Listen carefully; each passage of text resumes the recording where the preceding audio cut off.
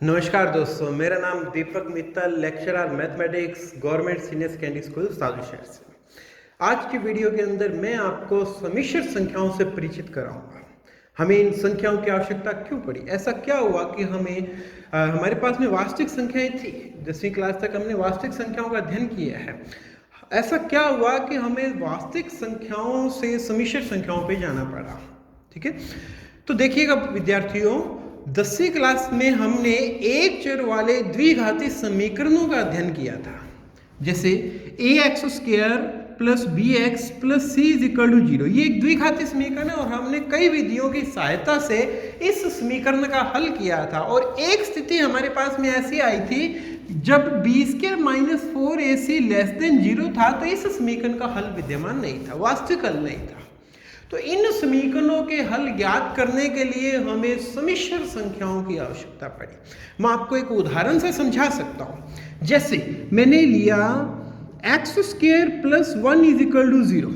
Okay, तो यहां इसे हल करने के लिए x² इज इक्वल टू -1 लिखा मैंने। मेरे पास में ऐसी कोई भी वास्तविक संख्या नहीं है जिसका मैं वर्ग करूं और वो -1 आ जाए।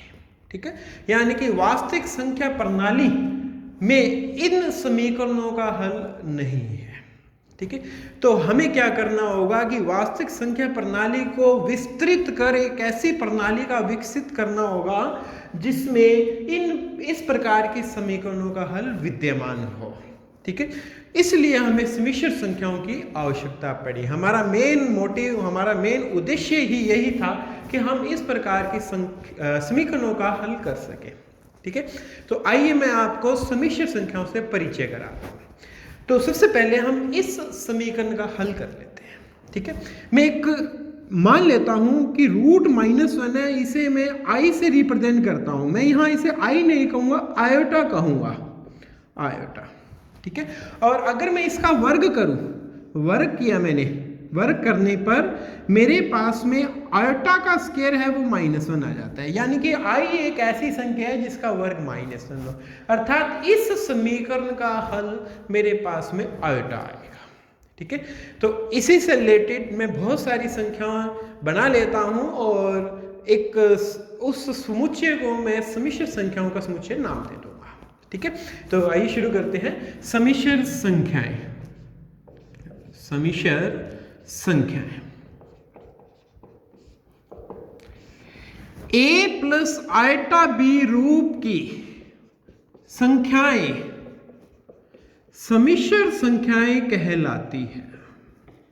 सम्मिश्र संख्याएं कहलाती है।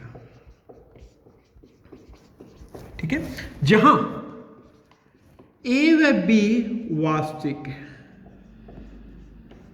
जहां a व b वास्तविक है।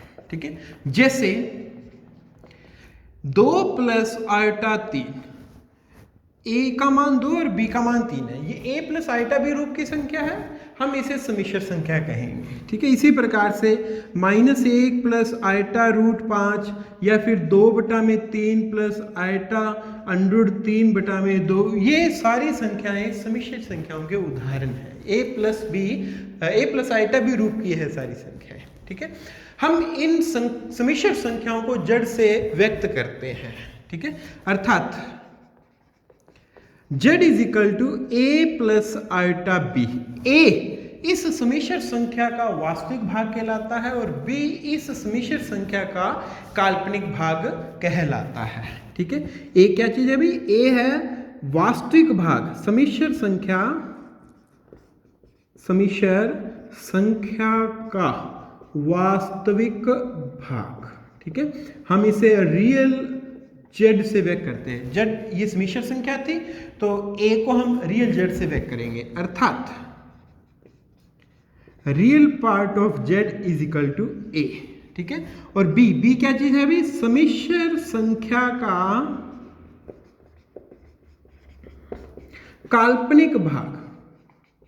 ठीक है, और इसे इमेजिनरी पार्ट ऑफ जेड से व्यक्त करते हैं, यानी कि अर्थात imaginary part of Z is equal to b। ठीक है भाई, तो जैसे देखिएगा हमारे पास में संख्या थी 2 प्लस आयटा 3। ये एक समिश्र संख्या है, ये भी समिश्र संख्या है, ये भी समिश्र संख्या। हम इनके वास्तविक और काल्पनिक भाग ज्ञात कर लेते हैं। तो देखिएगा, मैंने एक संख्या ले ली z is equal to 2 plus iota 3, ठीक है।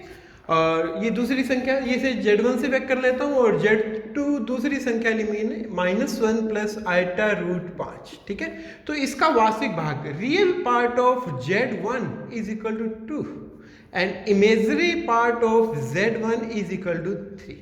ठीक इसी प्रकार से इसका real part of z1 is equal to z2 is equal to -1 and imaginary part of z2 is equal to root 5। ठीक है बच्चों, तो हम किसी भी समिश्र संख्या को a प्लस आइटा b रूप से व्यक्त करते हैं, और a और b के मान है वो वास्तविक संख्याएं होती है। ठीक है, a को हम वास्तविक भाग कहते हैं और b को हम काल्पनिक भाग कहते हैं। वास्तविक भाग को रियल पार्ट ऑफ z से व्यक्त किया जाता है और काल्पनिक भाग को इमेजरी पार्ट ऑफ z से व्यक्त किया जाता है। जैसे हमने यहाँ उदाहरण लिए थे, z1 और z2 दो समिश्र संख्याएं हैं, इनके वास्तविक और काल्पनिक भाग हम इस प्रकार से व्यक्त करेंगे। ठीक है।